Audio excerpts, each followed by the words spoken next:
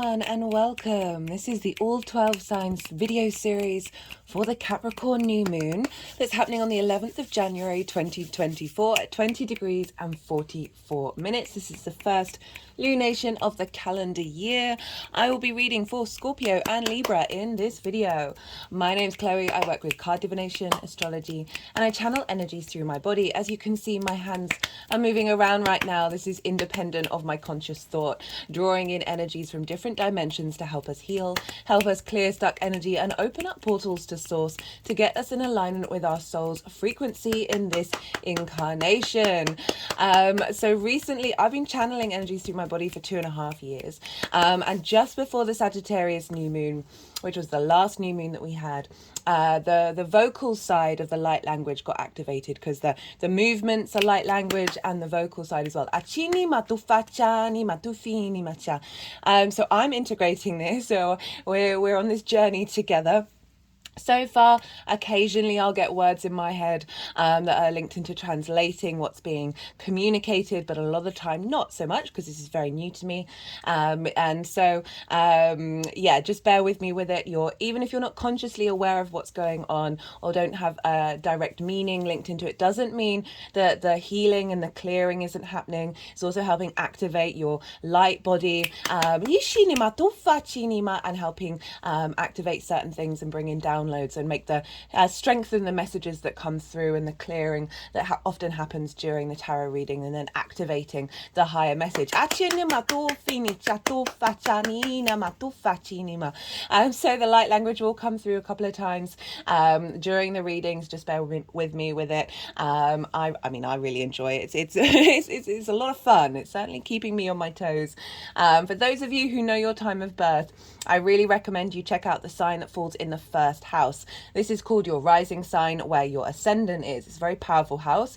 Each sign will link into them being in the first house, so the astrology will link closest to that. However, it doesn't invalidate you looking at any other part of your chart, perhaps where your sun or your moon are, or both, because this is a lunation, so they're getting activated at this new moon. Just look to wherever that sign falls in your chart, look to the house that it's in, the themes of that house, and apply those themes to the messages that come through. It's as if that sign, with all the connotations of your natal chart, astrological points, celestial bodies, themes of house, have now all moved to the first house. So just apply those themes and take what resonates. Right, I'm going to keep this introduction short and crack on with Scorpio. Scorpio rising. How you doing, Scorpio? For those of you tapping into the Scorpio energy and it doesn't fall in your first house, which is called your rising sign, look to the house that it does fall in. Look to the themes of that house and apply those themes to the messages that come through. It's as if that Scorpio energy, with all the connotations of your natal chart, astrological points, celestial bodies, themes of house, have now all moved to the first house. So take what resonates, leave what doesn't, right, Scorpio? So we've got this beautiful Capricorn new moon. It's a bit of a powerhouse, and I'll talk more about that later. And this is in the sign of Capricorn, and regardless of where Scorpio falls in your chart, Scorpio and Capricorn sextile one another. This is an aspect of Venus. This is a soft aspect. It's an easy, free-flowing aspect. It's about connection, love, harmony, grace, diplomacy, a sense of value and appreciation, as well as creativity. And so this is a lovely harmonious moon for wherever Scorpio falls in your chart. This is a new moon marking new intentions, updating our energy and taking us to the next level. Chini matufa. For those of you who didn't listen to the introduction and are new, or regulars who haven't quite caught some of my other videos yet, I've been channeling energies through my body, the physical movements, for the last 2.5 years, and that is a form of light language. And just before the Sagittarius new moon, my vocal light language got activated, so that's going to be cropping up throughout the reading. So I'm still integrating it. I'm not necessarily getting direct translation yet. Occasionally I do, but overall it is still helping activate and bring in multi-dimensional energy to help us support us in this 3D experience.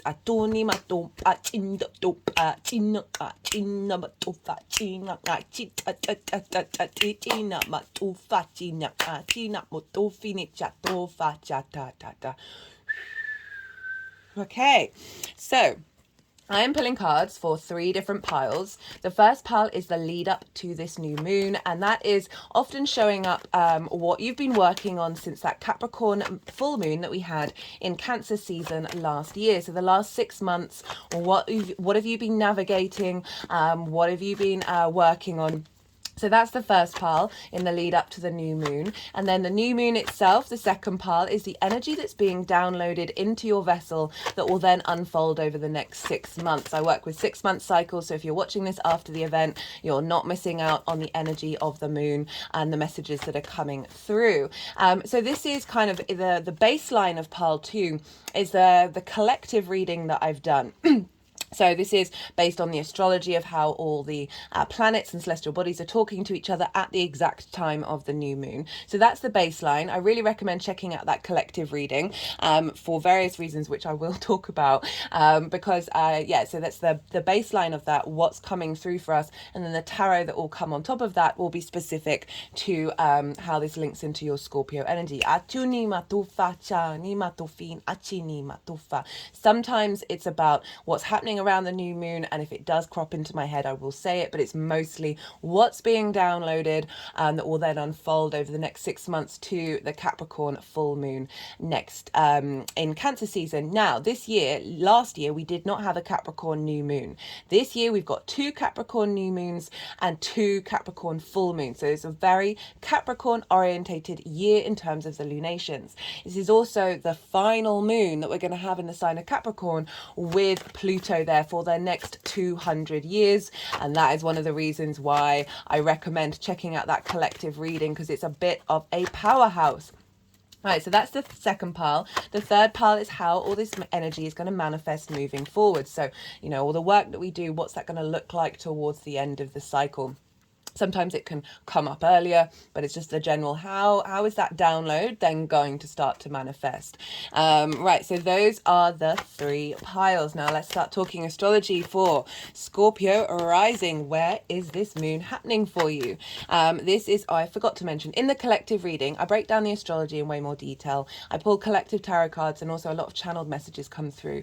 I will touch on some of them during these readings, but the full load of it is all in that collective reading. I get more esoteric. I talk about the soul's journey. In particular, this is very much tied into the Aries new moon, the second, because we had 2 Aries new moons last year, and the second one was a hybrid eclipse, which happens once every decade, and it really felt like an activation of growing and integrating our alignment with our previous past lives and our future lives in this present one, for us to be fully embodied in this current incarnation.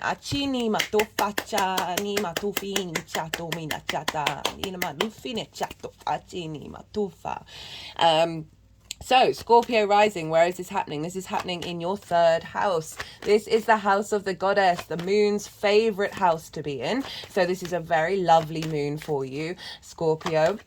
And the 3rd house, why is it called the house of the goddess? Well, traditionally, I work with the Greco-Roman, I work with the Greco-Roman tradition over 2,000 years ago. And the 9th house was called the house of the gods, or the god, more gods really, because they had a lot of gods. The house of the gods, and then the 3rd house was the house of the goddess. They're opposite one another. Now, the house of the gods is where we bring our big picture perspectives, our big questions about existing and life and the universe and all of those things. And then so opposite that is the house of the goddess over in the 3rd house, and this is where we bring the meaning, we bring those philosophies, those perspectives into our day-to-day, right? Into the things we do on a regular basis, the places that we go, the people that we interact with. It's bringing meaning of the bigger picture into our day-to-day. I love the 3rd house. It's kind of I feel like it gets a bit ignored, but the whole, for me, my personal journey that's taken me out of depression and anxiety and just wanting to find the switch of like finding the beauty and the meaning in the little things, and that is what's really centered me, that's allowed me to then open up and find more inner peace and inner strength. So that's why I love the 3rd house. So it's about your local environment, the things that you do on a day-to-day basis. It is your environment, the landscape in which you operate, and it's also the house of communication.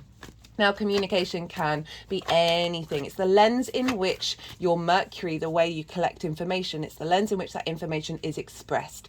So this is Capricorn, this is earth energy, collective earth energy. It's ruled by Saturn. There's an element of authority and seriousness, of really wanting to connect to a longer term cycle, and there's a sense of deep nourishment as well. It's a yin energy, and yin energy is the night. It's the feminine. It's not gender specific. It's, if you think about magnets, that which is drawn towards something and that which repels. Okay, that's what that which pushes away. So the drawing towards is the yin energy, and the active motion of pushing away is the yang energy. I think I've got that right. And so this is very nourishing, very strategic as well. It's very observational yin energy. It nourishes, it cultivates, it brings depth and nuance and strategy before you then take that direct action. So there's a real sense of cultivating in the way that you express yourself, a very earthy, solid energy that is bringing deep nourishment. That serves the longer term cycles, not only for you, but the way that you express yourself in the world. It's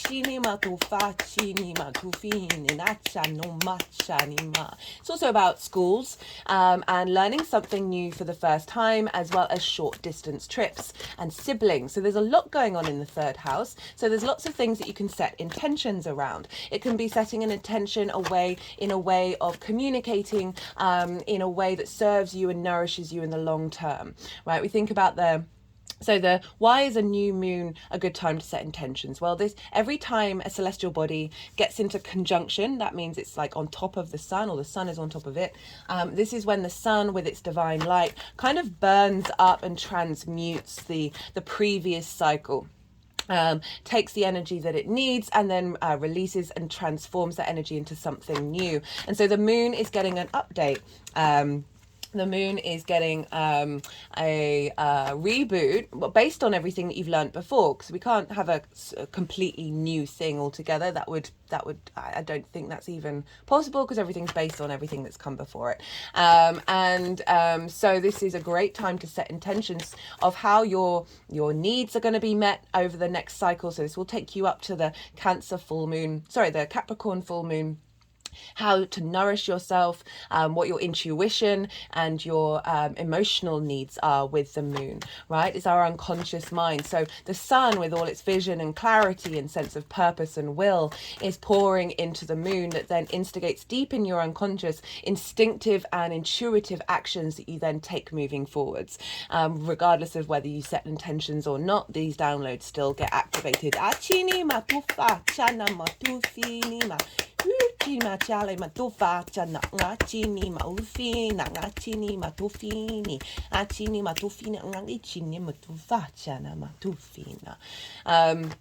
So, great time to set intentions around the way that you want to communicate, around the way that you want to find meaning in your day-to-day. The way that you want to engage in your local environment and engage in your day-to-day. You may have set an intention around wanting to take more trips, or learning something new for the first time, because it's linked into schools. Like it's not quite a sort of higher education, but sort of beginning a course, starting something. That's the third house energy. So lots of things to set intentions around. How you operate, how you move through your day-to-day, and how you express yourself can be some really powerful ones. And as I said, this is sextiling the Scorpio energy. So it's really, for Scorpio risings, this is how you embody yourself through your sun or your moon in your actions and your deeds. It is your body, your character, your appearance, your sense of self. It's often how other people see you, because they may see your actions before they see your sort of the cognitive mind of the sun or the emotional body of the moon that's behind it. All depends if you've got a day or a night chart, which luminary is governing you. So that's the first house. It's the house of self. And so you've got this lovely sextile energy with this new moon of getting creative with how you then embody these actions, right? Finding a sense of appreciation and value of self, which then facilitates a deeper meaning in your day-to-day, a deeper compassion and love and appreciation of the way that you communicate. And when we throw love bombs at ourselves and at the world around us, that's when things really flourish.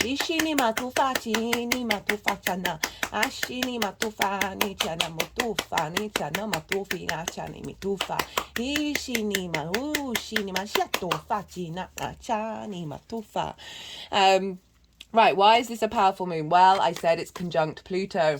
And so this is the last moon that we're going to have with Pluto in Capricorn, and have the lunation in Capricorn for over 200 years. And Pluto can have a great deal of intensity here. And there's an element of the drama can show up with Pluto. However, what I've really sort of connected to in that collective reading, because Pluto rules the dead, it also rules the riches under the earth and riches being dug up. Because this is the last one for 200 years, often the Pluto cycle has been linked into breaking generational curses, like because it's 7 generations before this Pluto's back there again. And for those of you who are into esoteric or numerology, you'll have an understanding of the 7 and right, the importance of that. We've just come from a 7 year. So there really is a sense of breaking away from collective earth traumas, right? And then tapping into the wisdom keepers of the earth energy for whatever lives you've lived in whatever incarnation, of really being able to harness that wisdom and dig those riches up from the ground with that Pluto energy, and feeding that into this new moon of instigating how that you have this strength to be able to implement what we learned from that Cancer full moon of like not necessarily getting triggered in our emotions and seeing the longer term cycles, right? This is all about maturity.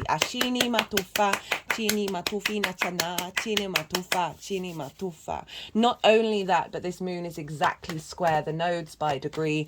I've done a nodal transit series that covers the whole 18 months for Aries and Libra. It's in its own playlist if you want to go check that out.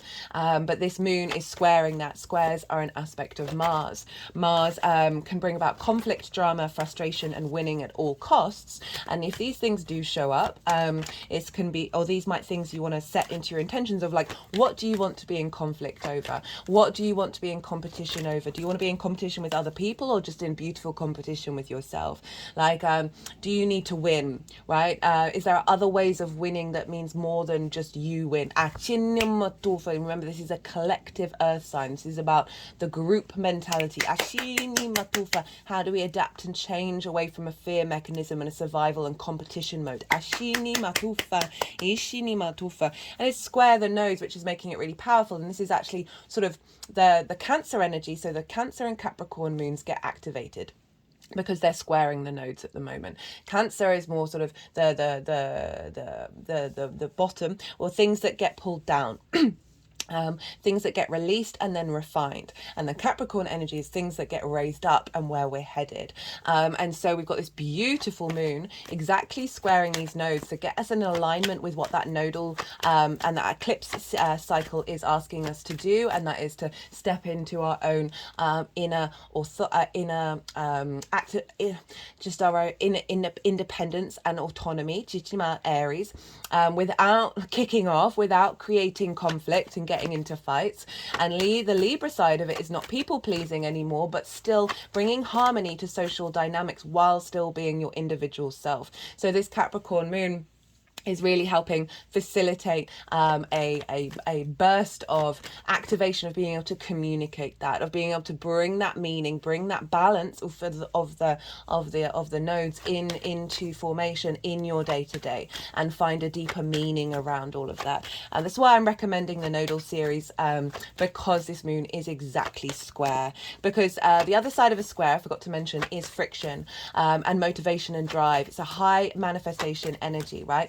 Without friction, atoms wouldn't rub up against one another and create time and space in this 3D reality dimension that we're very consciously aware of. And so squares, even though they're a hard aspect, they actually create really intense manifestation. Yushina Matofa may take a little bit more effort, Yushini Matofa, and take a little more hurdles to jump over, but still it's more of a long-term plan. Ishini Matofa, Anicha, Ufini Machata Nana Matofa.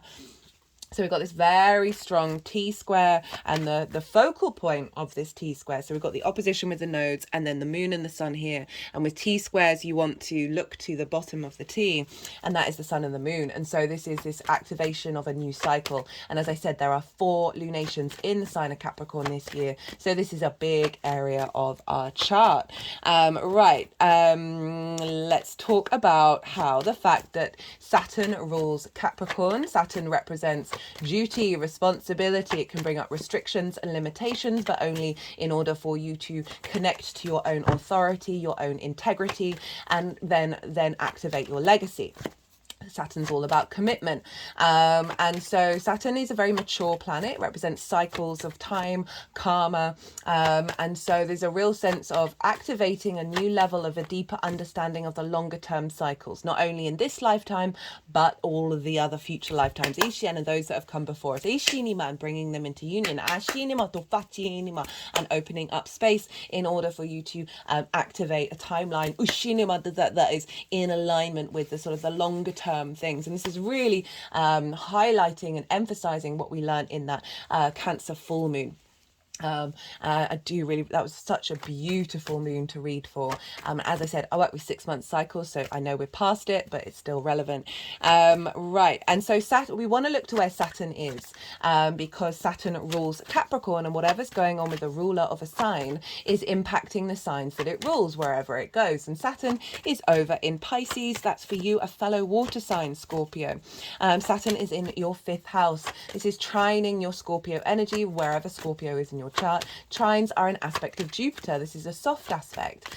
So we've got some sextiles, which is a soft aspect ruled by Venus, and a trine ruled by Jupiter, which is another benefic. So we've got these squares as well as these harmonious aspects. So it's a really beautiful inspirational manifestation energy.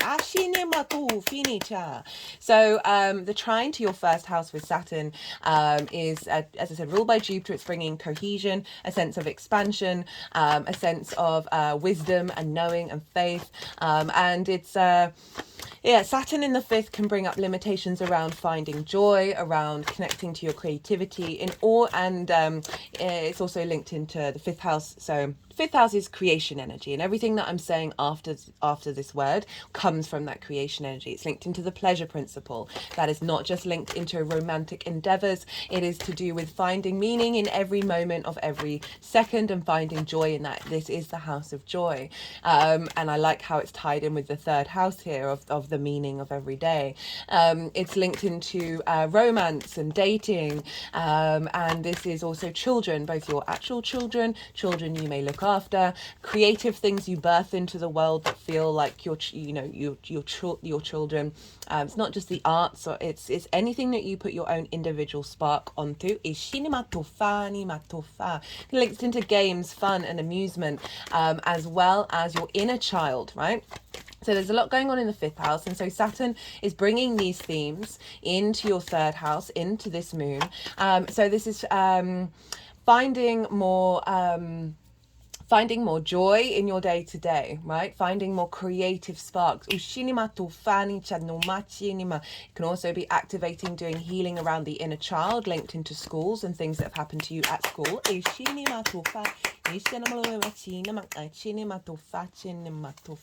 Being able to express yourself with more creativity and a lightness. And this is Saturn though, so there is an element of the long term, of thinking long term, engaging in a sense of maturity in the way that you're doing it. But just because you're being mature doesn't mean you can't have fun. That is the name of the game. We want to be wise elders and the naive, innocent, open-minded, curious children that we are.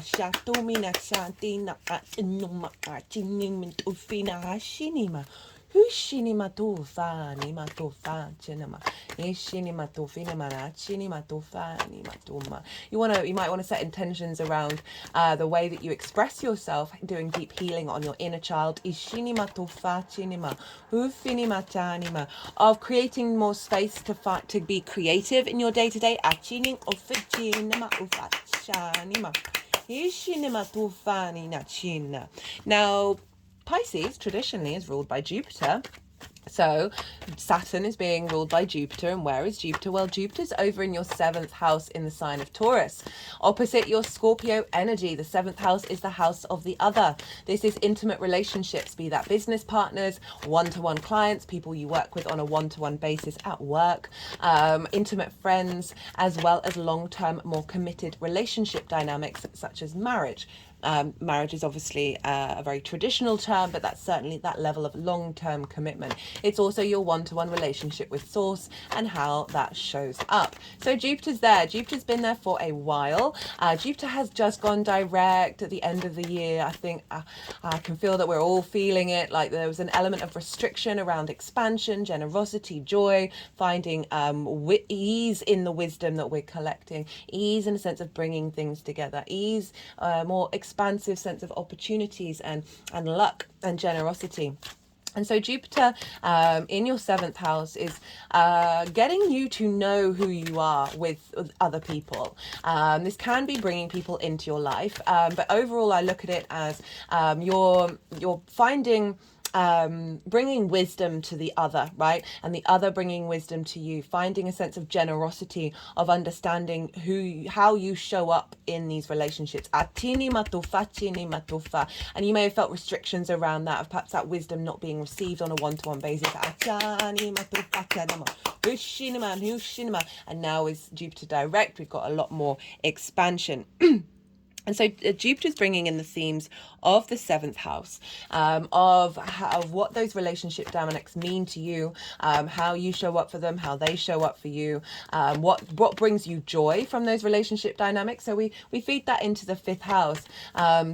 This can be bringing a deeper connection. You could set intentions around a deeper connection around connecting to source energy and bringing that into your creativity and your joy, and then feeding that into your day-to-day.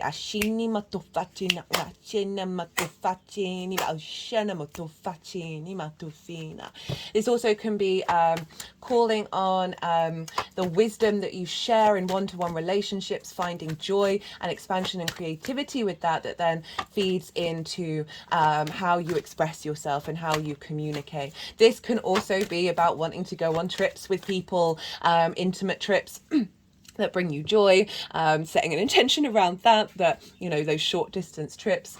This also might be about learning something new for the first time that is coming through on a one-to-one basis. Say you find a mentor that then brings creative sparks to you, that you're learning something new for the first time. That can also be a thing with this moon in the setup with these planets. Now Jupiter is in Taurus. Who rules Taurus? Well, that's Venus. And Venus is over in the sign of Sagittarius, which for you is in your 2nd house. This is your resources, the skills and the tools that you have to manifest and bring regular income into your life. This is the things that you value. And this is also how you value yourself. So Venus it's been moving through there. So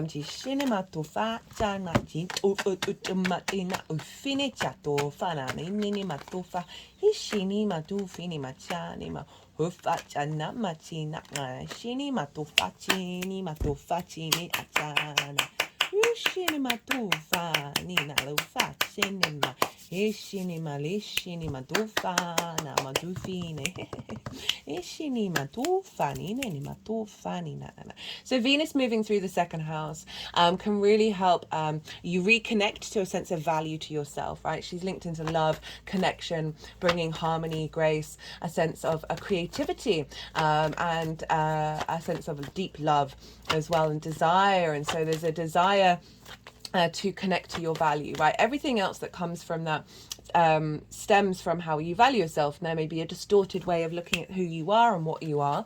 And Venus is coming along. She likes to smooth things over and help you feel good in the 3D world. She can be activating a greater connection to your gifts and your skills, and bringing a sense of value and appreciation to them, opening your eyes up to them as well as that of others, that then may bring in more resources, more and a deeper sense of you understanding what it is that you value, right? And connecting to those things that you value. Now, so that's affecting your 7th house. So this Venus is helping bring in a deeper understanding of how you value yourself, the skills and tools that you have, that's providing wisdom to other people, that's then activating a deeper sense of creative power and joy, that's then feeding into your day-to-day. So all of this can be linked into that 3rd house of activating a deeper sense of nourishment in your day-to-day, in your emotional body, in your intuition, making sure your needs are being met, and how you nourish other people, based on this strengthening of a deepening of your skills and how you share them. Now, Sagittarius is ruled by Jupiter, so even though this is a Saturn-ruled moon, the energy buck gets stuck between, is getting bounced off between Venus and Jupiter because they are in each other's signs. So this is called mutual reception, which means they have a stronger connection with one another. They're able to utilize the resources of the lands that they're in because they're basically sort of on the phone to each other.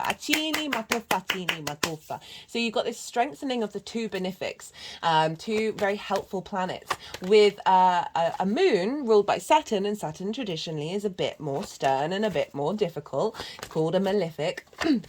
And so you've got a lot of support of nourishment. I mean, we all do, of this nourishment coming in between Jupiter that wants to expand and bring opportunities, and Venus who wants you to feel good in this 3D world, feeding into the moon, which is in her favorite place. So this is and it's creating a sense of value in the way that you embody yourself.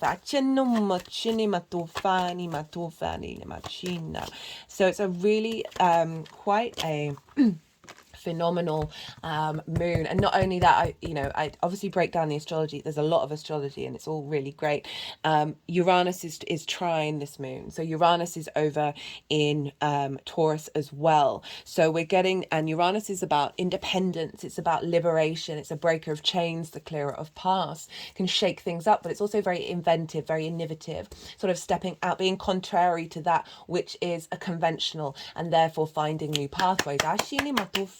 Still retrograde. It's going to go direct at the end of the month, when all the planets will be direct, and we're really going to notice a big push through.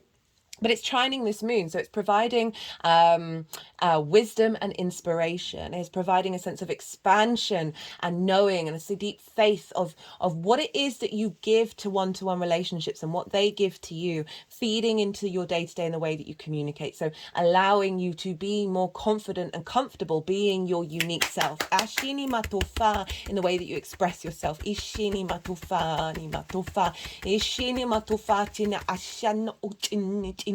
This might also be about meeting people in your local community that are a little bit different, a little bit, as I said, all those sort of Uranian energies as well. So really supportive moon that's helping us connect to wisdom, right? Jupiter, of the cycles of time, Saturn, of Earth, right? The longer term trajectory, but also bringing in that Uranian energy, which is sort of more looking to the future. So it's an honoring of the past and the future in this present moment. The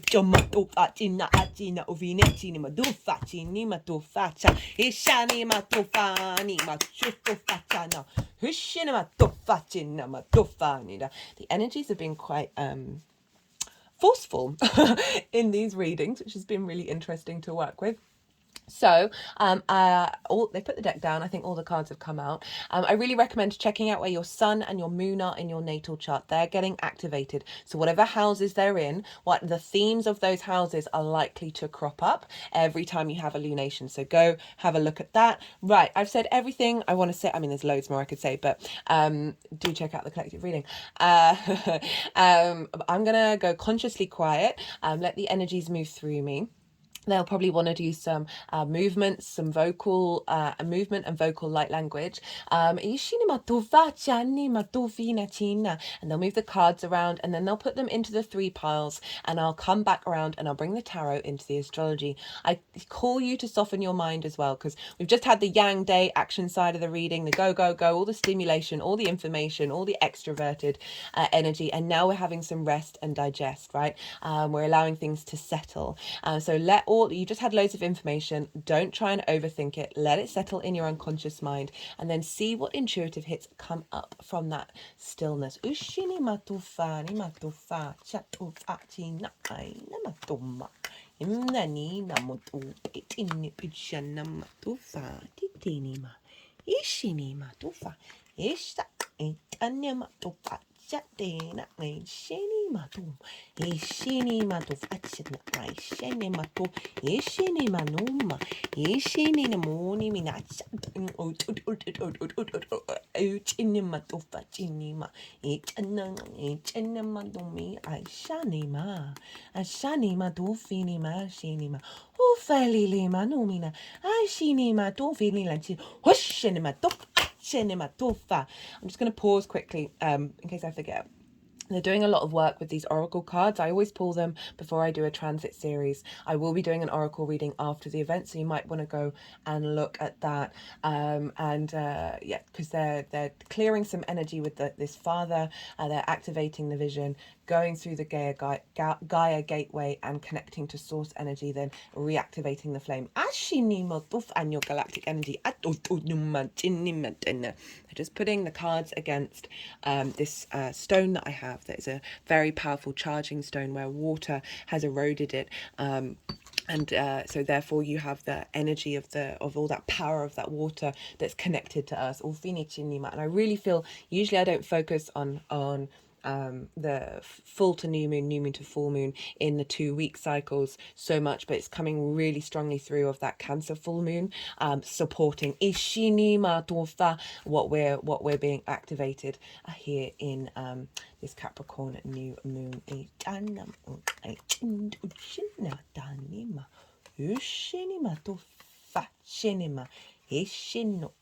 Echina echinina nina umpachana heshino funuma chang chini na chini na no feet and echa fenechana autonema elali no mala domana ishiru ishi no fani matufa nini tufeni matufa Ishini mano manini matuma. Ishini mado so fash. Tama. Achini. Achana. Opani chana. Richama. Cha. Ifani chano fashinima. Ashini matufa china. Nichana matufa. Hufini manina. Ushuna. Ishini mana. Of it in shani nana na fachana. Openi nana. Ushini ni nana. Ishini matufa chana. Ishini mano tufa chini matufa. Isha namato manicha jenima ishinima tufa ichanama ishinima tomi ashanama ishinima numa ashinatanima Ishinima upata umacha nina chini numa achini mamoma chani no fachin. Okay, right. So Scorpio, So they were doing a lot, so far, admittedly, this is only the third reading that I've done in this transit series, but they were using all of these cards, and they were focused on having these 3 cards before they wanted some more pulled out on the fault line. Saturn is really good at stress testing your foundations, right? And this can feel really disruptive. It can feel like limitations and blocks and frustrations and all of that, and authorities coming in and upsetting you, right? And Saturn does this in order to stress test your foundations, to then break down the foundations that aren't going to last you for the next 30 years. Because, well, that's more in Pisces. Do recommend the Saturn and Pisces series, by the way. But just generally, Saturn's always trying to stress test things in order to make sure that you have strong foundations. So it was really interesting that the fault line came up with the oracle reading of you've got some difficult cards here of like acknowledging that you've been working through these fault lines. These fault lines are being pulled down. These foundations are being pulled down in order to rebuild from a stronger position. Okay, so we have, interestingly, you have 2 5s and 2 pages. I love that the pages have shown up for the 3rd house, which I'll get onto. So there's been a lot of duplicates with this cycle so far, and that is about rebalancing. That is about coming in into order. So we've got the 5 of Wands and the 5 of Cups. Now, these are both difficult energies, as I said. Fives can be frustrating. We've got the 5 of Wands, and this is kind of like chaos energy for me, right? Like there's movement, but there's no momentum. Nothing is moving forwards. There isn't a winner. Not that there should be a winner, but anyway, there isn't. Say you've got lots of different ideas, lots of different things going on. None of them seem to be moving forward in the way that you would like them to. This is also a lot of sort of lot of dust ups, a lot of mini fights, a lot of battles that are going on all at once.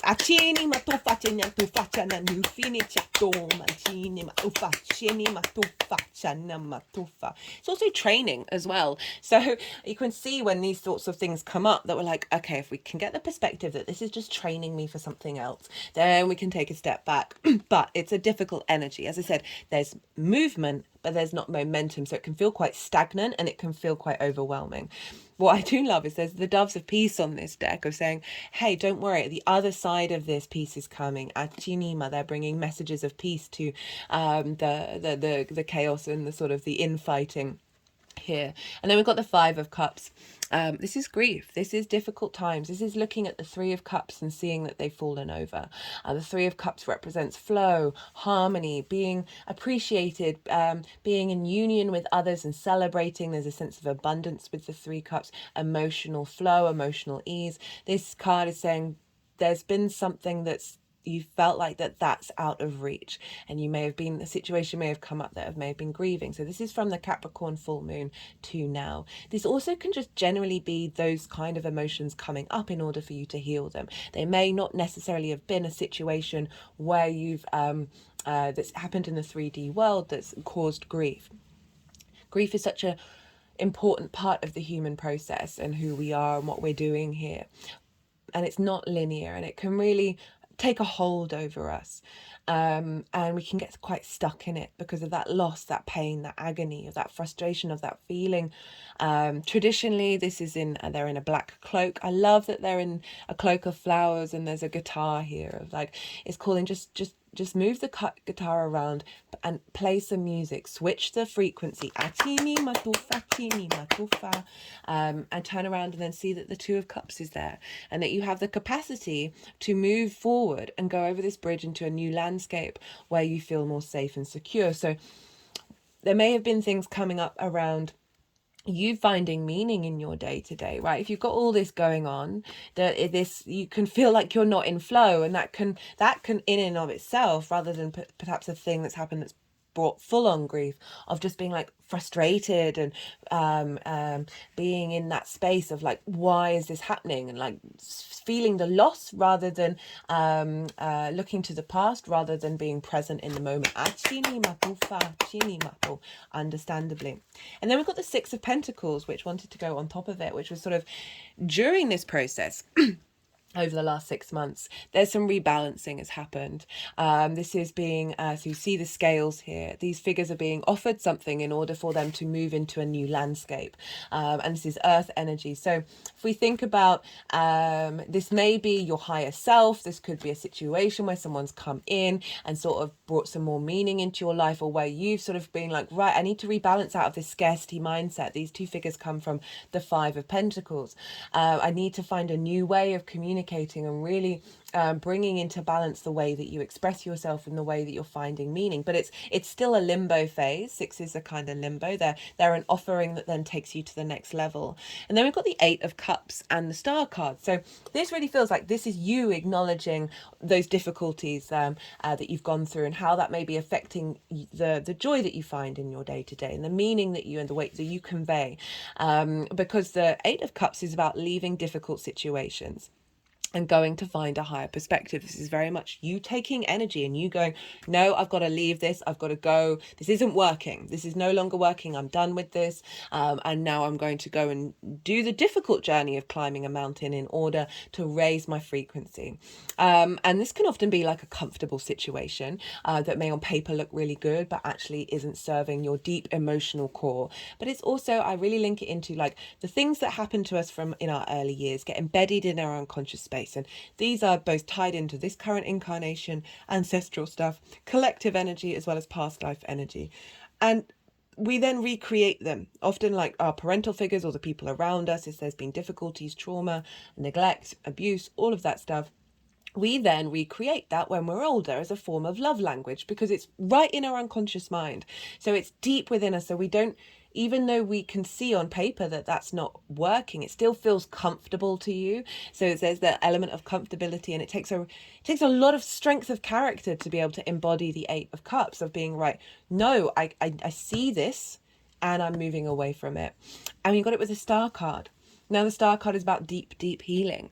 This is your Aquarius card, and that actually, I kept saying Aquarius during the Capricorn reading, not in replacement of Capricorn, but it felt really strong. And Pluto's going to move into Aquarius, so a lot of this is tied into the next part of the cycle. And she is healing both the fixed waters, right, of your emotional core, and the stability of your vessel. She's bringing in earth energy and galactic energy. She is truly herself. She is unclothed. She is rid of masks.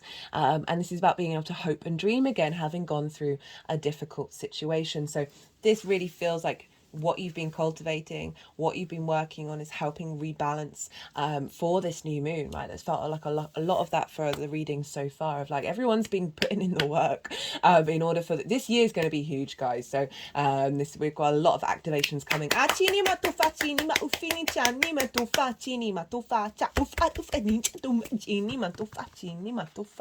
So we have, for the energy download for the moon itself, we've got some powerhouses here. We've got Judgment, we've got the Fool, and we've got the Page of Pentacles, who wanted to come out at the end. And so Judgment, this is resurrection. This is elevation. You see these figures, they are the dead. We think about Pluto. I said the wisdom that's coming through from your ancestors, from your past lives that are connected into that earth energy, are being the resources, the riches are being we are being magnetized to them and incorporating them in this vessel. And the frequency that's being played is sort of elevating the dead and bringing wisdom into yourself. There's an element of ascension happening here. So making good judgment in the way that you move through your day to day is also another side of it. The way that you communicate is providing good judgment for yourself and others. And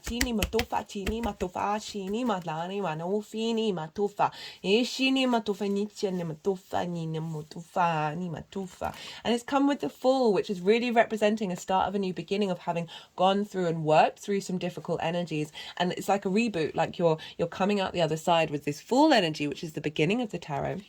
And the Fool operates from a heart space. You see, the chest is the first thing that's entering the space in ahead of it. It's about to step off a cliff, and with that surrender and that faith that we have when we embody the Fool energy, a new dimension, a new reality pops up as we take that step. And so operating from a heart space, this is appreciating the good, the bad, and the ugly, whatever's going on in your existence as part of the wonderful tapestry of the universe and of creation energy. So this is acknowledging that with this resurrection, having gone through a difficult time, there's a lightness coming in.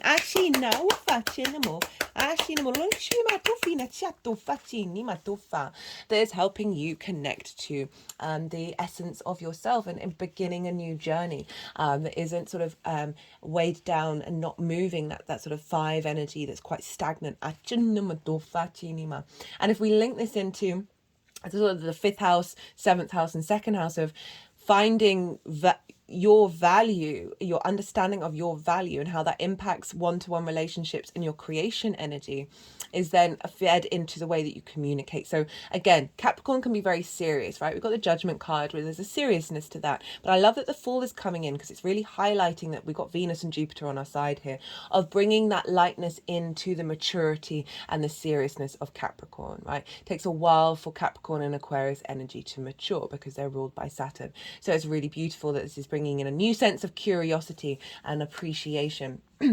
Now, because we're dealing with the 7th and 5th house, these are typically romantic houses, right?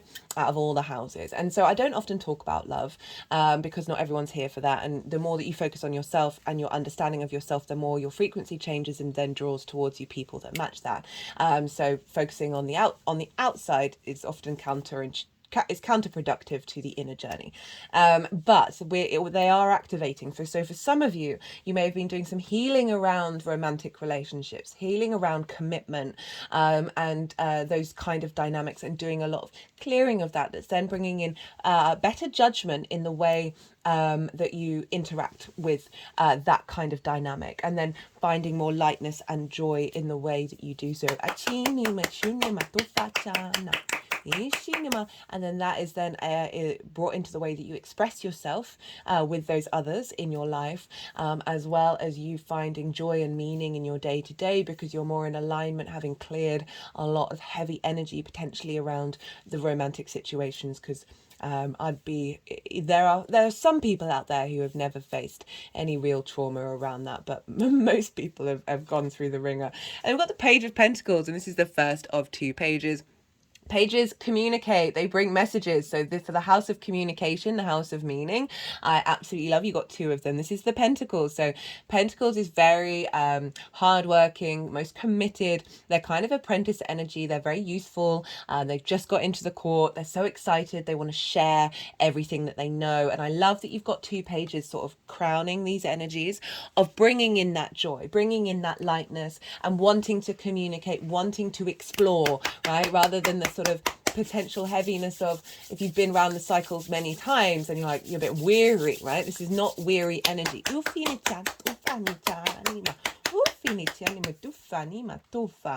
And then we've got 2 fire cards showing up for you. Oh, I forgot to move this up. I am so sorry. 2 fire cards showing up for the how this energy is manifesting moving forwards. Now, I really like that the King is first and then the Page.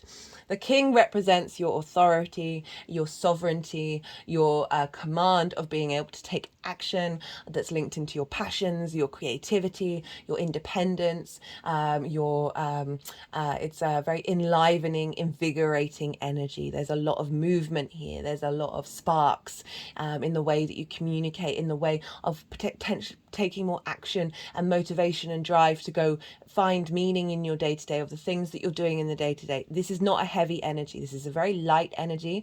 Fire and air are yang energy. They're more, they're not bound by gravity. So I really like this with this earth energy of Capricorn, of bringing a lightness into your day-to-day, a lightness into the meaning that you find.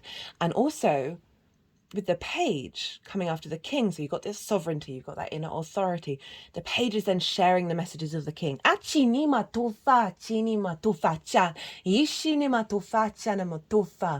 your spark of your creativity, your ability to, that again, that youthfulness, that joy of expressing, the confidence that you have in the things that you want to share, right? And the meaning that you're bringing into the world, and the exploratory nature of fire. I love that combination of the King and the Page.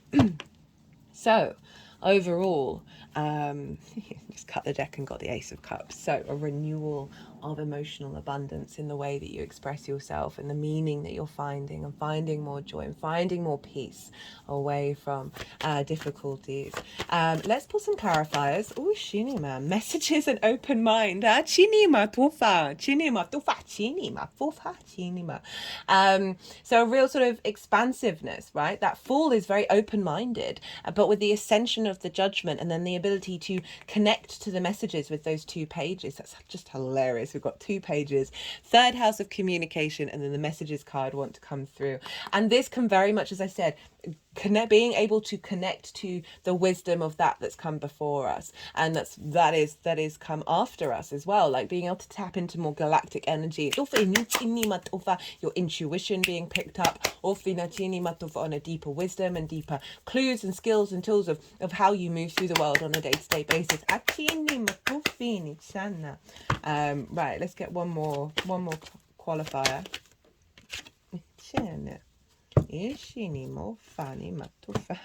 Cut the deck and got the Star card.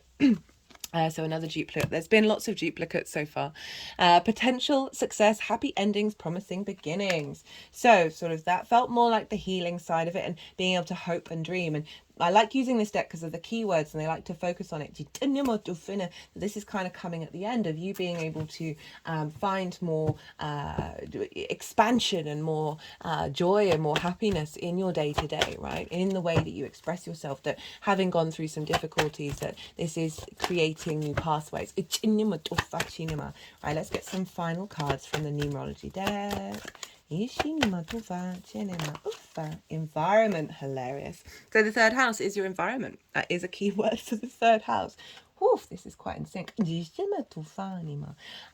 Finding more lightness in your environment, even if there are difficult situations still going on. Isha cut the deck and got karmic clearing. Not surprised with that Pluto energy. Got some pride showing up. Let's leave it at that. Of pride in the way that you express yourself, and it not being dependent on how other people receive you.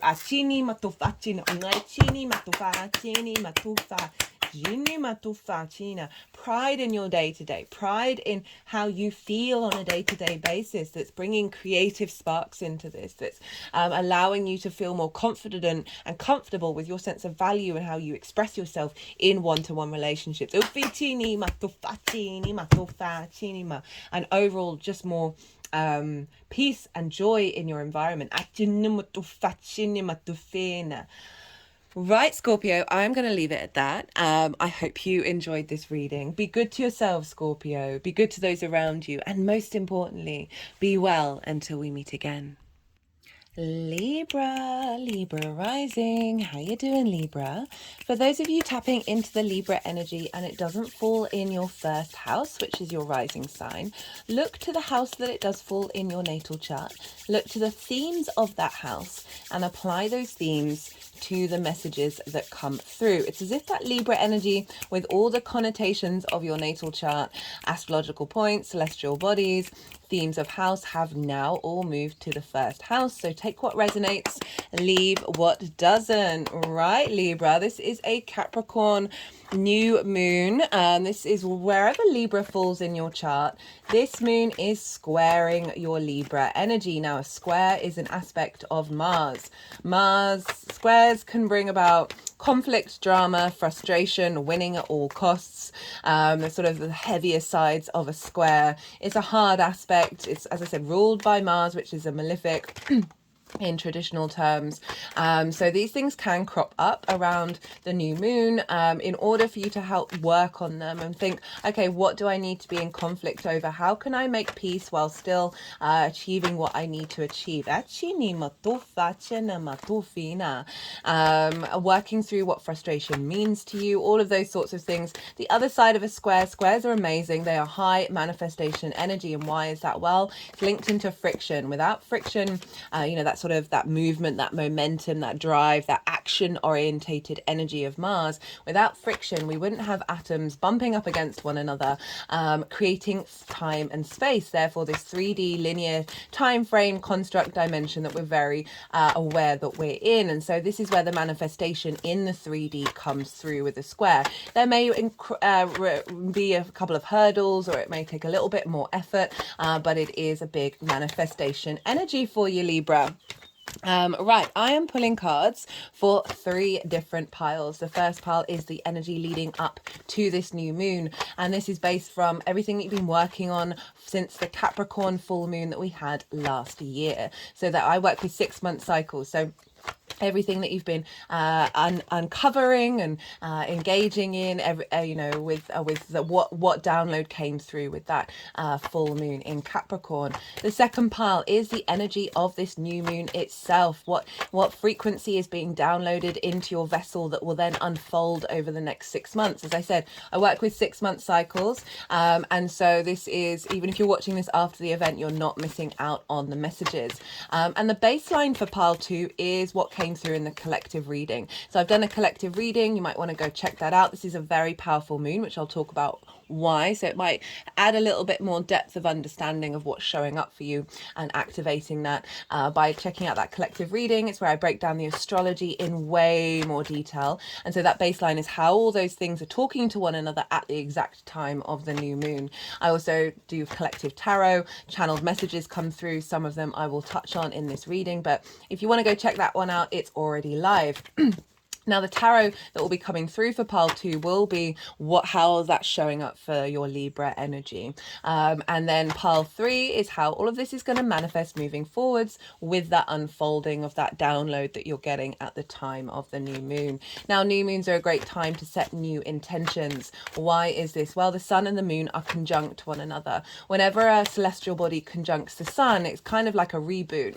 After the sun transmutes all the energy that has been part of the old cycle and then activates a new sense of clarity and vision into our unconscious mind. The moon is at her darkest, the most receptive into our unconscious, that will then intuitively connect to in the way that we move forward, that's linked into nourishing ourselves and others, how our needs being met or not being met, and also boosting your intuition and your emotional connection. So this is a great time to plant those seeds in the unconscious space, and I'll talk more about the themes for Libra rising of what sort of new intentions to set.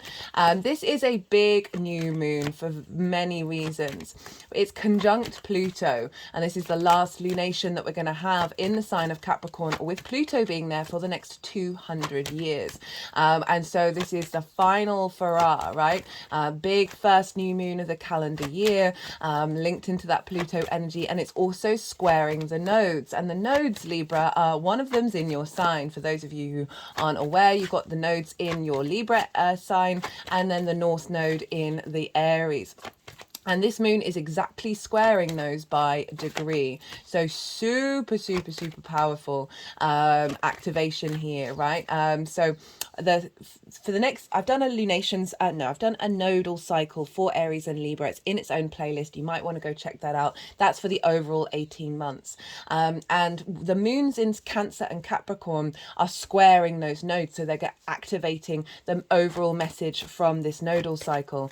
The Cancer energy is more sort of the base, what's being let go of, what's being transmuted and refined, and the Capricorn energy is sort of the peak of what's being raised up and where are we headed. So this is such a powerful moon to have at the beginning of the calendar year. Now, Libra risings, where is this happening for you? Well, this is happening in your 4th house. The 4th house is the darkest part of your chart on the day that you were born. This is your roots and your foundations. This ancestors are here, both blood and soul lineage. It's your parental figures, the roof over your head, and the things that you do in private. So it's your foundational space. So you've got this big new moon with Pluto, transforming your understanding of your foundational space. Okay, for those of you who may not have watched the introduction or seen any of the other videos that I've done recently, so I've been channeling energies through my body for the last 2.5 years. And just before the Sagittarius new moon, the vocal light language got activated. So the movements are light language, it's just a physical form. And now I've got vocal light language being activated. I'm still integrating this. I'm still working with it. It's very new to me in this incarnation. Sometimes I'll get words in my head, clear words that are linked into what's being communicated. Other times it's often just my stream of consciousness, like what I'm naturally saying. But there may be times when this is happening, where there isn't any sort of conscious understanding of what's going on. This doesn't mean that you're missing out on this, right? All of this is creating space and activating the light body, helping bring in new frequencies. So even if you're not consciously aware of it, it's still having an impact on your vessel. So that's going to be cropping up throughout these readings. Right, so the fourth house, squaring your sense of self, right? Your Libra rising.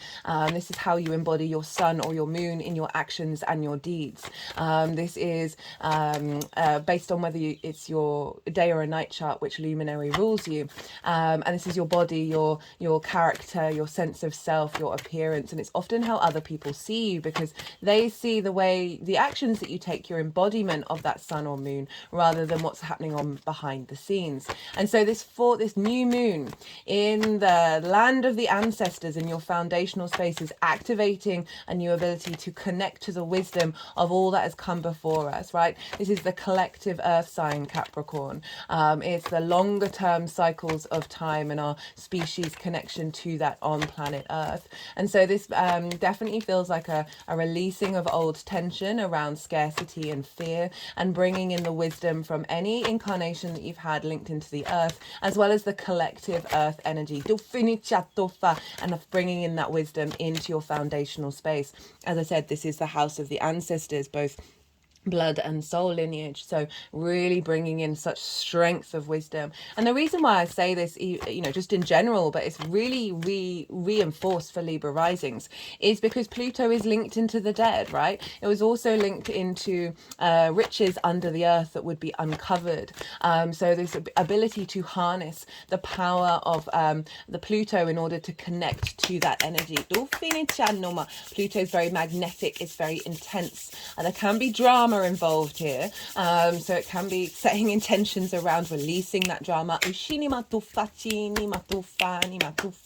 Also, as I said, 200 years before this happens again, and this is 7 generations. And for those of you into the esoteric or numerology, you'll know the 7 generations curses, right? So I'm always wary of saying curses, but I know that they're out there. It's just not part of a frequency that I tap into quite naturally, but there is this element of clearing out old stuff, and then finding the space is being cleared for the wisdom to come through of what those situations and difficulties have created.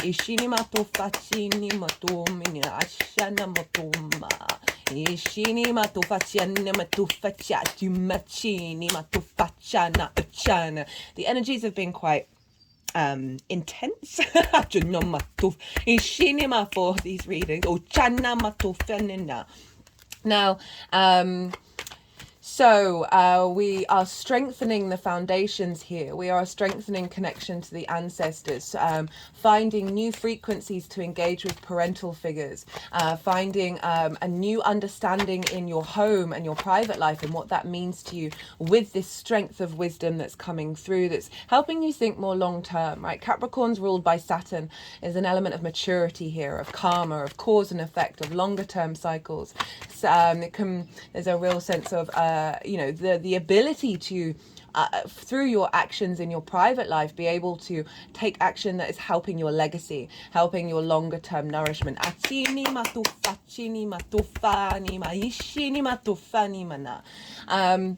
And it's also this moon and the sun are trine Uranus over in the sign of Taurus, which for you is in your 8th house of other people's resources, This is this can be linked into sort of bigger chunks of money, mortgages, loans, taxes, inheritance, both 3D and cosmic inheritance. Achinima tofa chanima shinima ofini chala lumuni fiachinima achinima tofa nima, as well as the give and take between you and anything other than you, right? Time, money, things, energy, intimacy. This can be other people, the bigger outside world. This also can be source, right? It's a very magical house, the 8th house, very famous. Psychic Edgar Casey had a stellium in the 8th house of being able to communicate with source energy, with the universe, and have an exchange between them. So Uranus in the 8th, of liberation, of activating your unique individual confidence and your ability to break out of convention, is helping shake up that 8th house of relationship dynamics that may not have served you. And creating, shaking things up and helping release relationship dynamics, and then activating ones that are serving your longer term liberation. And all of that is feeding into this 4th house of strengthening those foundations based on this more future thinking ideology, right? So we've got a lot of strength from the collective earth, the past, the longer term cycles, but we've got Uranus bringing in that galactic energy for us all. So very powerful stuff. Now, we want to look to where Saturn, oh no, actually rewind. So I did the intentions, didn't I? Finding more nourishment, more strength in your private life, being able to find deeper wisdom in the things that you do by yourself in your home, finding more power and strength in your private life, right? Based on this sort of frequency of squaring the south and the north node for you is in your house and the house of other, right?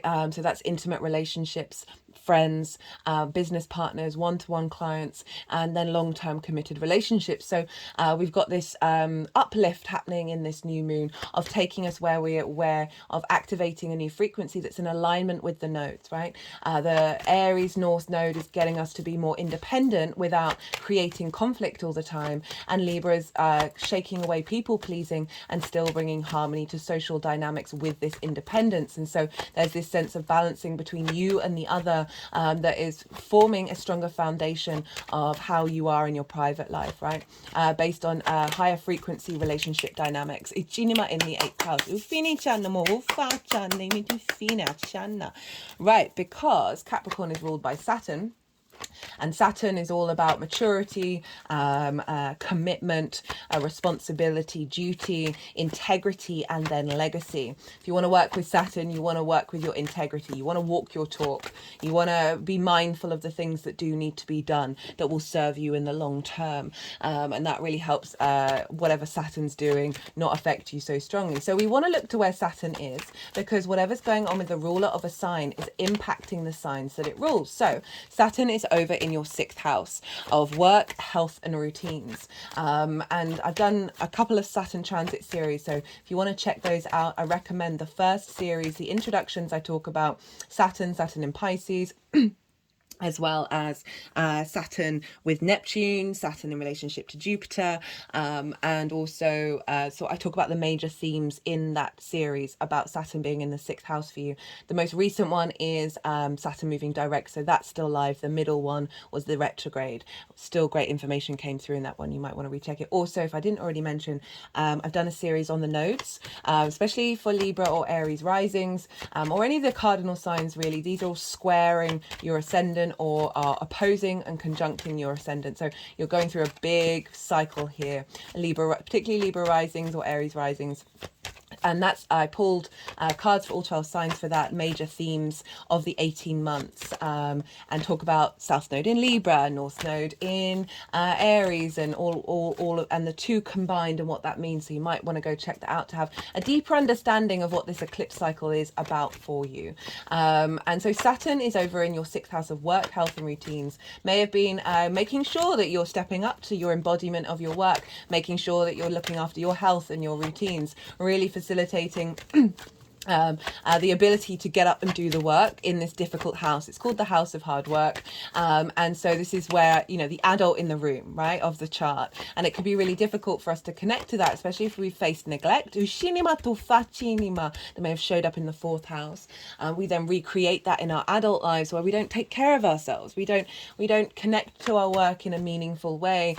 We find it a burden rather than a joy. Not being able to make sure that we're taking care of this physical vessel and putting in routines that then really serve us. Saturn is really helping you with that. I've seen that with a lot of Libra risings who are activated and motivated to utilize that energy. So Saturn is over in your house of work, and I talked about, you know, this can be releasing trauma around your fourth house of parental figures or ancestral things that haven't been able to achieve the things that they wanted to in work, haven't been able to take care of their health or put in good routines, perhaps because they may have been forced into doing it for other people.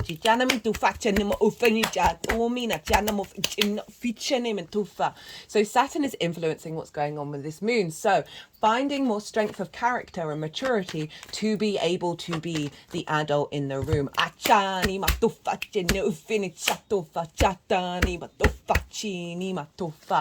Now, Saturn is in Pisces, which traditionally is ruled by Jupiter. So we want to look to where Jupiter is, and Jupiter is over in Taurus along with Uranus in your 8th house.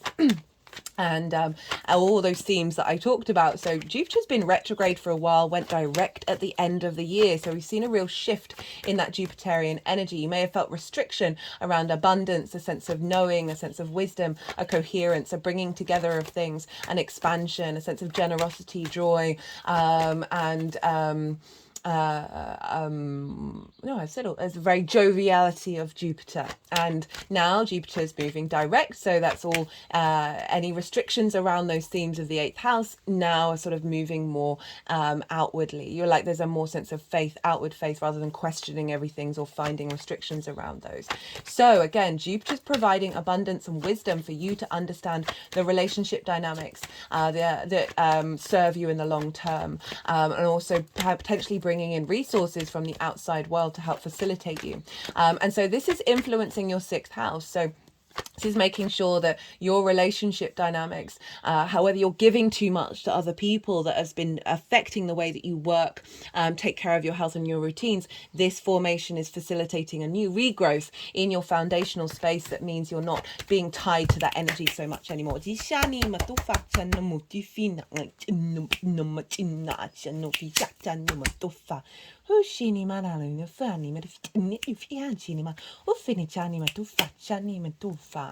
And Jupiter is also helping, as I said, bring in more generosity with the outside world towards yourself, that is providing support, perhaps being recognized in the way that you work, and then feeding that into your 4th house. That's giving you more confidence, more nourishment in your understanding of your foundational space. And so really lovely, powerful energy. But this, we've got Saturn and Jupiter in conjunct your Libra energy. In conjuncts can feel a bit discombobulating, but they are creating what's called the finger of God, or a yod or a yod, to your Libra energy. So this is really pointing to your embodiment, all right, and facilitating your embodiment in a new and unique way.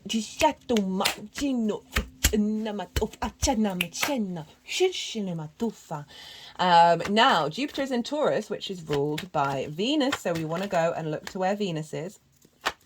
And Venus is over in the sign of Sagittarius, which is in your 3rd house, the house of the goddess, where we bring the big picture philosophies from the 9th house into our day-to-day. This is our environment, our local community, the things that you do on a day-to-day basis. This is also about children. Well, no, it's not about children. It's about schools. That's why I said children. It's about learning something new for the first time, short distance trips, and most importantly, communication. It's the lens in which you share the information collected by wherever Mercury is in your chart, through the lens of the 3rd house. So Venus is moving through there.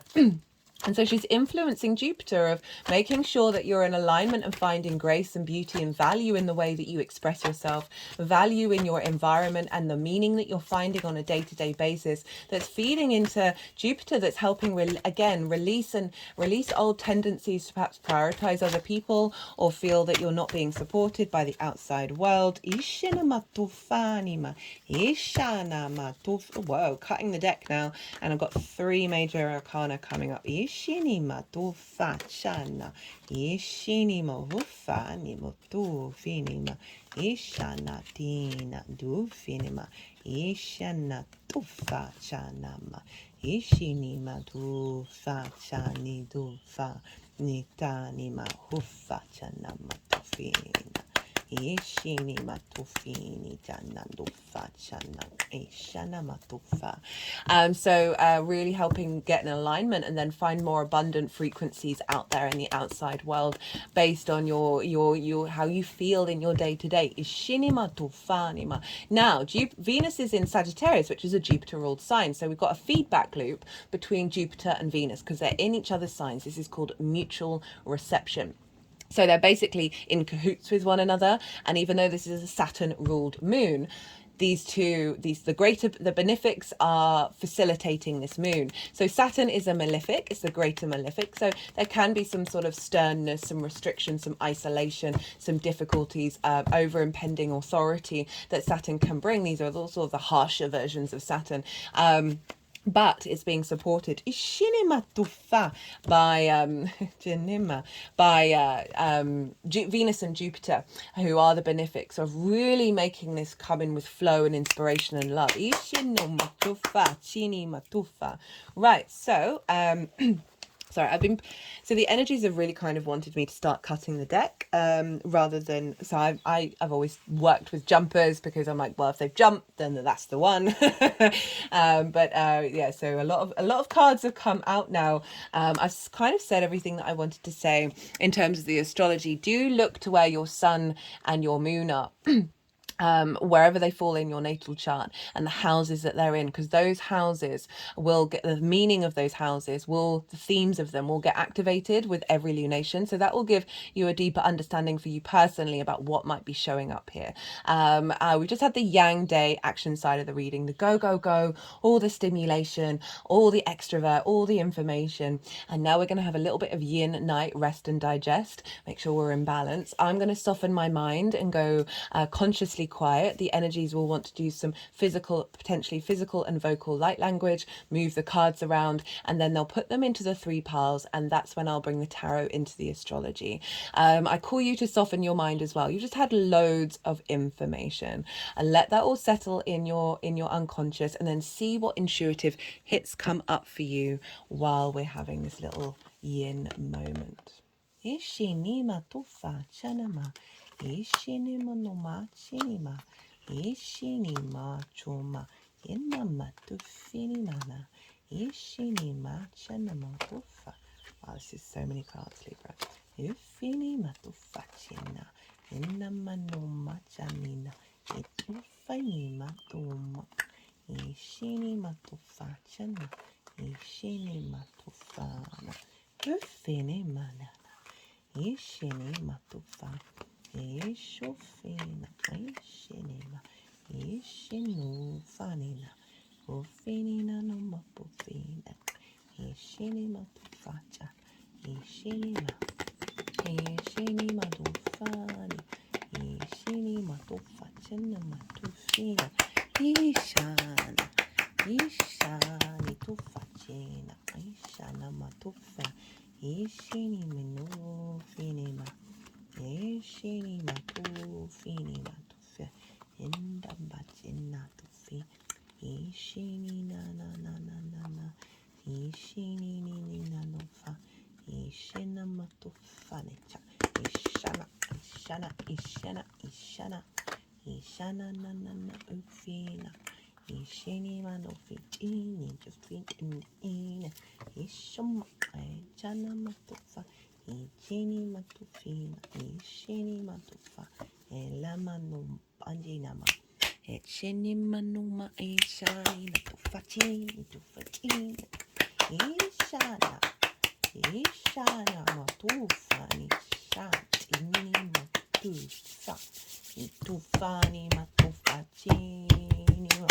tufana. Ufina na tufa chata. Isha na tufa ni ma. Ina na ma tufa. Ini ma tufa. Inchini ma tufa. Inchini ma tufa. Inchini ma tufa. Inchini ma tufa. Inchini ma tufa. Nina chini ma. Ushini ma. Ushini ma tufa. Chana. Chani tufa. Inchini ma tufa. Manchini ma tufa. Right, Libra. So first part is the energy leading up to this new moon. We've got the 10 of Wands crossed by quite a few cards. Crossed by the 9 of Swords, the Death card, the Queen of Wands, and the Fool. Now, straight off the bat, this feels like you've been working through some stuff, but you haven't, there isn't. So when cards are like this, it's not quite reverse, it's not quite upright, that they're still at this midpoint of activation. I'm not surprised with the South Node in your sign, because that's taking time to evolve and grow. You're refining yourself, and that's a longer term cycle. And this is obviously activating and facilitating that cycle. So it's got the 10 of Wands. So this is this sense of burden, this sense of weight, that you never quite feel like you're home. That there isn't this element of rest here in your life. And with the 9 of Swords and the Death card, Queen of Wands and the Fool, this is saying that you have been working through anxiety over this energy, right? This is about anxiety, waking up, nightmares, not getting enough sleep. And when we're not sleeping, when we're in anxiety mode, like having all those worries, we are unable to think, right? And this is like this. So it's neither upright and in that space, or reversed and it's being cleared out. And it's come with the Death card in the same way. So this is what's highlighting is you've been spending time clearing this out, working this through. The Death card is all about releasing that which has had an authority over us that no longer serves us. With the Queen of Wands and the Fool, of like regaining your power, regaining your independence, your creativity. It's interesting what the 10 of Wands with the Queen of Wands, right? Of so this weight of that fire energy, that your creative, your vitality, right, in the 4th house, of your power that you have in your home. Ishini matufa, with that Queen of Wands, saying you've been working through things and you've been activating the Queen of Wands. She's not quite there yet, right? She's very independent, she's very courageous, she's passionate, she's driven, she's able to say no, right, really well, and not really be that bothered about how the fallout. There's this cat here representing luck and your intuition and certain magical abilities coming through. And then we've got the sunflower. Sunflowers always know where to face to get the light that they need in order to nourish themselves. Something that this figure, like, work's not a bad thing, burden's not necessarily a bad thing, but it's their mentality, right? Hunched over, back problems, not being able to see the beautiful day and that you're nearly home, right? And you know, this figure isn't looking at the sun, isn't getting that light source, isn't getting that strength come through from the sun and the vitality, but the Queen of Wands is activating that, right? With the Fool, and this is honoring the fact that you're starting a new journey in your foundational space. As I said, Pluto's been in your 4th house, your foundational space, since 2008. So I'm not surprised that the Fool energy is coming up, but also not coming up fully, of like knowing that that's there and working towards this new beginning and being able to operate from a heart space and with curiosity, leaping into a new adventure, but not quite there yet. So activating, sorting things out, knowing that things are building, having patience around that. And that I really love that combination of that 10 of Wands and the Queen of Wands, is saying things are transitioning, we're just not quite fully into the new cycle yet, which is what this new moon is all about. And then for the moon itself, we've got Capricorn, we've got the Devil, we've got the 2 of Cups, the Emperor, Ace of Pentacles, and the 3 of Wands. Love the combination of these two. So this is Capricorn energy, even though it's the Devil. It is representing Capricorn, that ability, that strength in the 3D world, our ability to create in our legacy in the 3D world. But this is also highlighting things that may have had a hold over you that are falling away, and the real, you know, that all of that, the addictions, all of that difficulties, the Devil energy is can bring up. I don't really feel like that's relevant for this message. I'm just saying it because I feel like that's there's a process of that that's being cleared out, because we've got the two of cups here, which is about union and love, right? So this is saying that your foundational space, your home space, your ability to find peace at home is coming through with this two of cups. This represents union, masculine, feminine, and spirit energy, all in harmony with one another, equality, respect. And so I'm thinking about the fact that this is really squared the nose, particularly because we've got the Emperor here, of your foundational space, where, and then with everything going on in Taurus, of relationship dynamics not being in healthy balance, not being this, right? So this is you. This is your combination of yourself, the masculine, feminine spirit, and being in union with yourself in your foundational space. But I'm also getting, like, because of the nodes and where they are, and as I said, stuff going on in Taurus, that this is recalibrating an energy of relationship dynamics. It doesn't have to be romantic, but it can be, that are healthier for you in the long term. That foundational space is really strengthening with the Emperor, right? So again, that's in your 7th house of one-to-one relationships. But this also represents dominion and power, your own inner sovereignty, right? This figure is wise and is the King of Kings, knows the actions it needs to take in order to facilitate the legacy of its empire. It's a real sense of strength of character within yourself that is being embedded in this new moon, of your ability to feel your own power, but from a balanced, healthy space. Remember that two of cups, masculine, feminine spirit, all in alignment. Also facilitating bringing in energy from the ancestors, and helping the wisdom from them come through.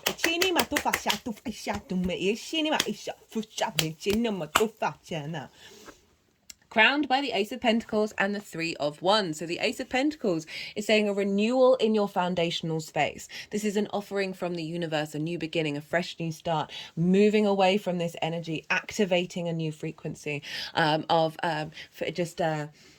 just after that heaviness of that Pluto cycle, of really being able to understand what you've been through and then realize you needed all of that to get to where you are now. And a lightness is coming in. Ufina, with the Three of Wands, again, we've got another one card showing up.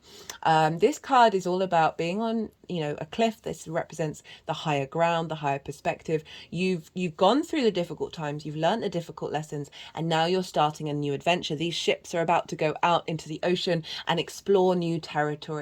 Right, your passion, your drive, the meaning that you're finding in your day-to-day with Venus over in Sagittarius, that being pulled into your foundational space, your ability to connect to the way that you communicate in a way that is strong and nourishing. And that can be with ancestors, maybe doing rituals around this time with the new moon can be a really good thing to help activate it, or just in general start opening up space and just having conversations. Whether you hear anything back or not is irrelevant. It's just like, hi ancestors, how you doing?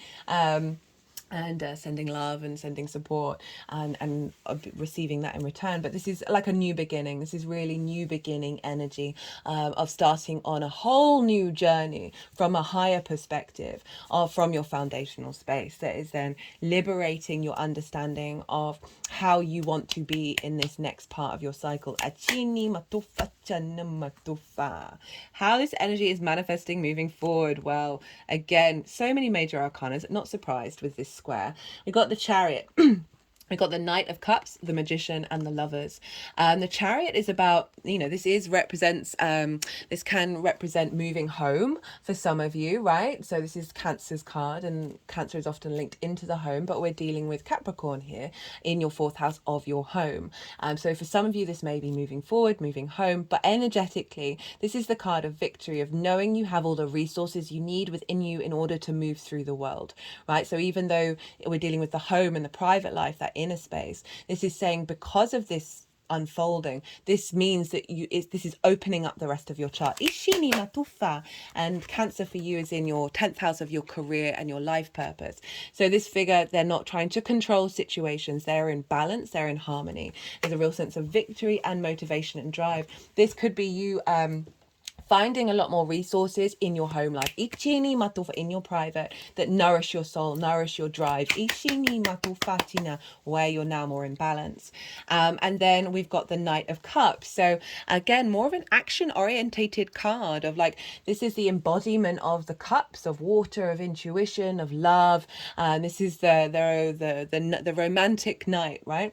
And this is seeing the world through rose-tinted spectacles in a really glorious way, moving through your home life, moving through your day-to-day with love, perhaps finding more peace with parental figures, finding more peace with the people that you live with, taking action in your in your home life through love, right? And finding a real sense of nourishment for yourself. This is also, you know, linking back into your ability to work from a place of love. Ishini matufa chini matufa, with Saturn being in the sixth. New relationship dynamics showing up that are more in union and more emotionally fulfilling. Ishini matufa chini ma, and you being able to embody this in the way that you move through in your day-to-day with Venus in the third. We've got the Magician and the Lovers. That is quite a powerhouse of cards.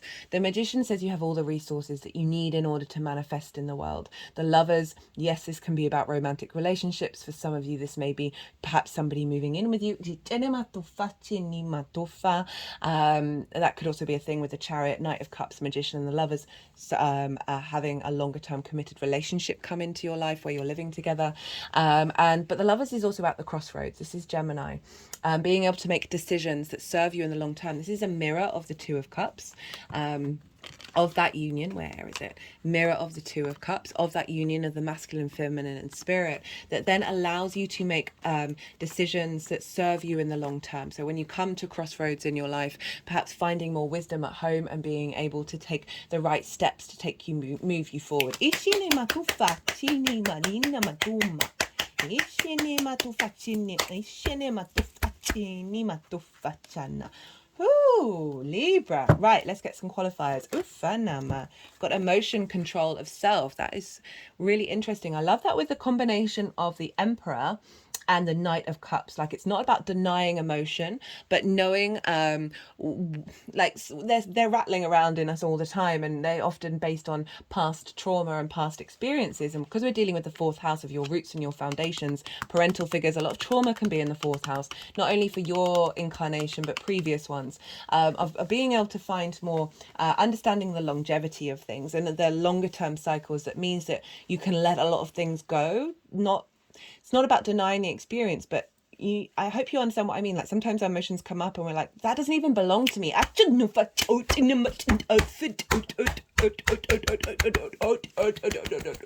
of tapping around the heart chakra and the throat chakra. I have noticed with the vocal light language that when they make that kind of noise, it's a clearing energy, where there's like stuck energy. They've gone to the root chakra.